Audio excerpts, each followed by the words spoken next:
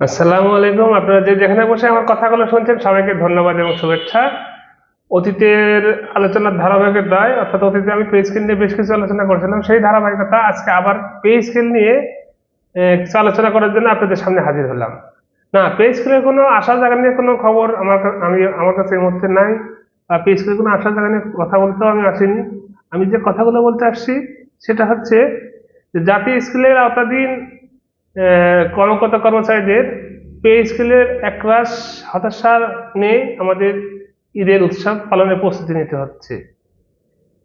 কেন আমি কথাগুলো বলতেছি এটা খুব একটা ব্যাখ্যা করার যে দরকার আছে তাও আমার মনে হয় না, তারপরেও বলি যে আমরা যারা জাতীয় স্কুলের আওতাধীন পেশাজীবী ছিলাম তারা অনেকেই আশা করছিলাম, বা অনেকেই না, প্রায় সবাই আশা করেছিলাম যে গত অন্তর্বর্তীকালীন সরকারের যে বিষয় যে ইয়ে ছিল, তা হচ্ছে অ্যাটিটিউড ছিল, বা তাদের যে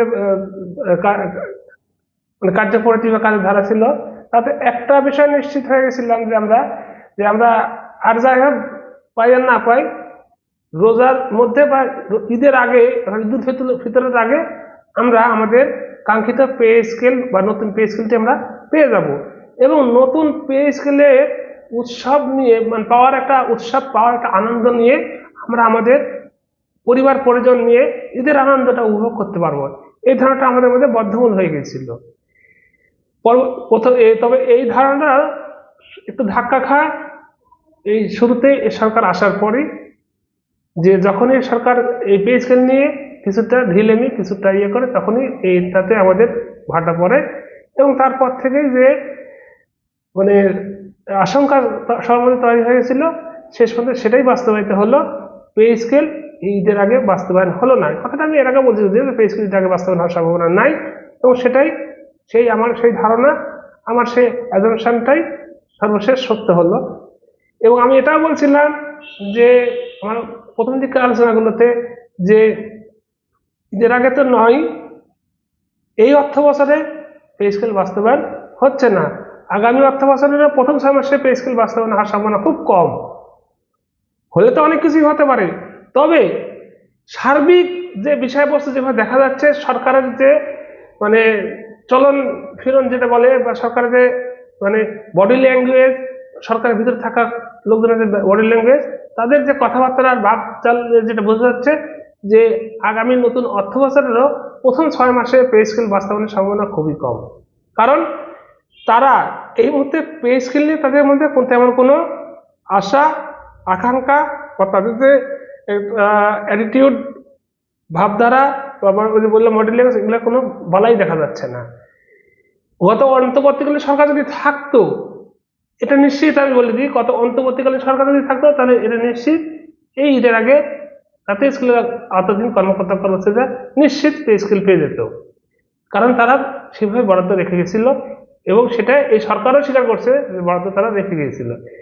এই সরকার এসে কি করলো দেখেন, এটা তো নতুন করে বলার কিছু নেই, তারপরে বলি যে একটি রাজনৈতিক সরকার বলা হয় জনবান্ধব সরকার, একটি রাজনৈতিক সরকারকে বলা হয় দেশবান্ধব সরকার, রাজনৈতিক সরকারকে বলা হয় দেশের আপমর সকল জনগণের সরকার।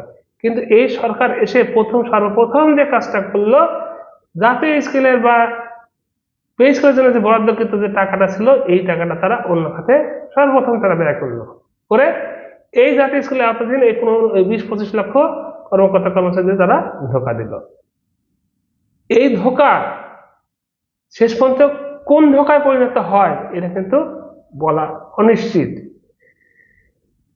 তবে এই জাতীয় স্কুলের আওতাধীন কর্মকর্তা কর্মচারীরা কিন্তু এটা কিন্তু ডিজার্ভ করে না, এটা কিন্তু তারা আশাও করেনি যে একটি রাজনৈতিক সরকার, একটি জনবান্ধব সরকার, একটি দেশের কল্যাণমূলক সরকার এসে এই দেশের কর্মকর্তাদের সাথে এইভাবে মানে বেইমানি করবে, এইভাবে তাদের আশা আকাঙ্ক্ষার বিপরীতে কাজ করবে, এটা কখনো আশা করেনি। এবং তাদের আশার বিপরীতেই তারা এই কাজটা করলো।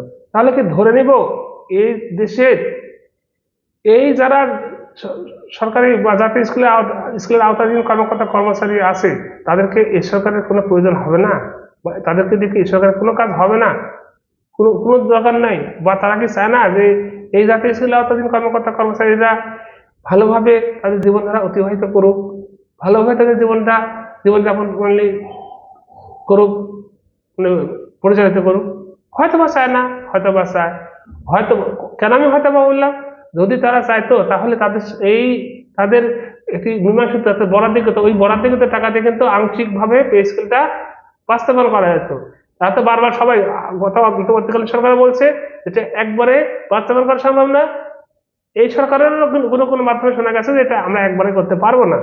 একবারে না করলেও কিন্তু করতে পারতো, যে বরাদ্দটা ছিল সেই বরাদ্দটা দিয়ে শুরু করতে পারতো এই ঈদুল ফিতর আগে, অর্থাৎ এই পুরাতন চলমান অর্থ বছরে পে স্কেলটা বাস্তবায়ন করতে পারতো। এখন তারা বলতেছে যে আগামী অর্থ বছরের আগে সম্ভব না। গত ফেব্রুয়ারি মাসের 24শে ফেব্রুয়ারি অর্থ প্রতিমন্ত্রী জুনায়েদ আব্দুর রহিম সাকির সাথে যখন এই পে স্কেল বাস্তবায়নের আন্দোলনের সাথে জড়িত যে কর্মকর্তা কর্মচারীদের সাথে তারা দেখা করছিলেন, তখন তিনি বলছিলেন আপনারা একটু ধৈর্য ধরেন, আস্তে ধীরে পে স্কেল পাবেন। ধৈর্য তো ধরতে ধরতে ধৈর্যের বাঁধটা ভেঙে যাচ্ছে। কিন্তু আজ পর্যন্ত কি পেলাম আমরা পেলাম ধোঁকা, আমাদের সাথে ধোঁকাবাজি করা হলো, আমাদের এই জন্য বরাদ্দকৃত টাকা অন্য ফান্ডে নিয়ে গিয়ে তাদের রাজনৈতিক ইশতেহার পূরণ করার কাজে বা তাদের রাজনৈতিক স্ট্যান্ডবাজি করার জন্য ব্যবহার করা হলো। ভর্তুকির কাজে ব্যবহার করলেন, তারা কি করলেন, ওই ফ্যামিলি কার্ডের ক্ষেত্রে তারা কৃষি কার্ড দেবে সেটার জন্য ব্যবহার করলেন। এটা তো হওয়ার কথা। আমি ওই প্রয়োজনগুলো অস্বীকার করতেছি না, প্রয়োজনগুলো নয় সেটাও বলতেছি না, কিন্তু আপনি একজনের জন্য বরাদ্দকৃত টাকা কারো প্রয়োজনের টাকা বিষয়টা আপনি কেড়ে নিয়ে গিয়ে কারো সামনের মুখের ভাত কেড়ে নিয়ে গিয়ে অন্যকে খাওয়াবেন, এটা তো কি কতটুকু যুক্তিযুক্ত কাজ? এজন্য কি আমরা এত আন্দোলন সংগ্রাম করে রাজনৈতিক সরকারকে দেশে ক্ষমতায়ন করলাম? তাহলে কি রাজনৈতিক সরকার ক্ষমতায়ন করে এই পাওনা আমরা পেলাম প্রথমে? তাহলে আগামীতে আরো আমাদের জন্য কি অপেক্ষা করতেছে, এই প্রশ্ন কিন্তু এসেই যায়। যাক, এখন নতুন যে পে স্কেলের যে খবর, যে এই রোজার মধ্যে নাকি বিভিন্ন রাজ্যের যে বিষয়গুলো জানা গেছে যে বিভিন্ন বিভাগীয় শহরে বা জেলা শহরগুলোতে পে স্কেল নিয়ে গঠনমূলক আলোচনা, মানে যারা দাবি বাস্তবায়নের সাথে জড়িত আছে আন্দোলন সংগ্রামের সাথে, তারা বিভিন্ন সভা সেমিনার করে তারা ঐক্যবদ্ধ হওয়ার চেষ্টা করতেছে, যেটা খুব ভালো কথা। এবং ঈদের পরই এ সংক্রান্ত একটা বড় ধরনের মুভমেন্ট হতে পারে, হওয়ার সম্ভাবনা আছে, এটাই বর্তমানে খবর। এবং আমি আশা করব সবাই সেই মুভমেন্টের সাথে অংশগ্রহণ করে একটি আমাদের এই নতুন পে স্কেলের দাবিকে যৌক্তিকভাবে এদেশের যারা ক্ষমতাসীন ব্যক্তি তাদের সামনে তুলে ধরা। আমি বলতেছি না সহিংসতামূলক কোনো কার্যক্রম, আমি বলতেছি না কোনো অন্যায়মূলক কোনো কার্যক্রম সাপোর্ট আমিও করি না, কিন্তু তাদের সামনে যৌক্তিকতা কঠিন থেকে কঠোরতম ভাবে উপস্থাপন করে তাদেরকে সাংগঠনিকভাবে তাদেরকে ন্যায্য ভাবে চাপ প্রয়োগ করা, যাতে তারা এটার যৌক্তিকতা বুঝে এটা বাস্তবায়নের দিকে আগায়। দেখেন, পে স্কেল বাস্তবায়নের জন্য একটি কমিটি গঠন করে দিয়েছিল, দিয়ে গেছিল গত অন্তর্বর্তীকালীন সরকারে। এই সরকার আসার পর একটা মিটিং হয়েছে, কিন্তু আজ পর্যন্ত তাদের দ্বিতীয় মিটিং হয়নি। কেন হয়নি এটা বুঝতে বাকি থাকে না। এই জন্য হয়নি যে মিটিং হলে এটা এই কার্যক্রম অগ্রগতি হবে, আর কার্যক্রমে অগ্রগতি হলে তখন সরকার বলতে পারবে না যে এটা এখনের মধ্যে দেওয়া সম্ভব না, কারণ এটা বাস্তবায়ন কমিটির কাজ কি, কিভাবে বাস্তবায়ন তার রূপরেখা রোডম্যাপ তৈরি করা। তো এখন দেখেন সরকারের মানে অলিখিত ইশারায় সেই কার্যক্রমগুলো টোটালি স্টপ হয়ে আছে।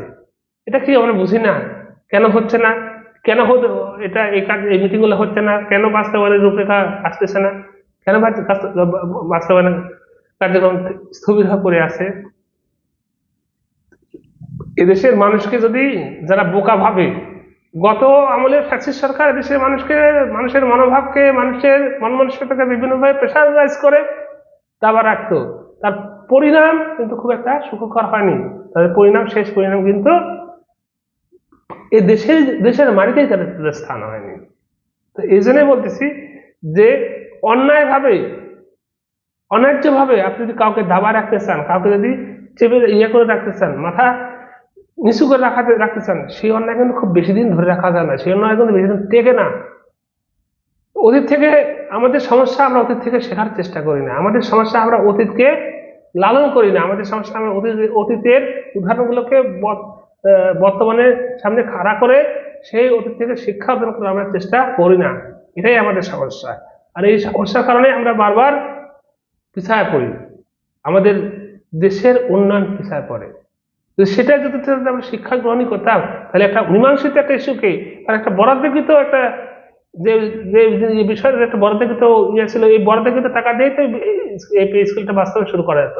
সেই জন্য বলছি মীমাংসিত একটা ইস্যুকে কিভাবে ছোটতা করে কিভাবে দেশের জাতীয় স্কুলের আওতাধীন এই কর্মকর্তা কর্মসূচিতে ফাঁকি দিল, এটা কি খুব ন্যায্য কাজ হলো? এই জাতীয় স্কুলের আওতাধীন কর্মকর্তা কর্মচারীরা, এদের তো পরিবার পরিজন আছে, নতুন পে স্কেল পেলে তাদের পরিবার পরিজনের ব্যবহারটা বহন করা এই ঈদের আগে তাদের কি ভালো হতো না?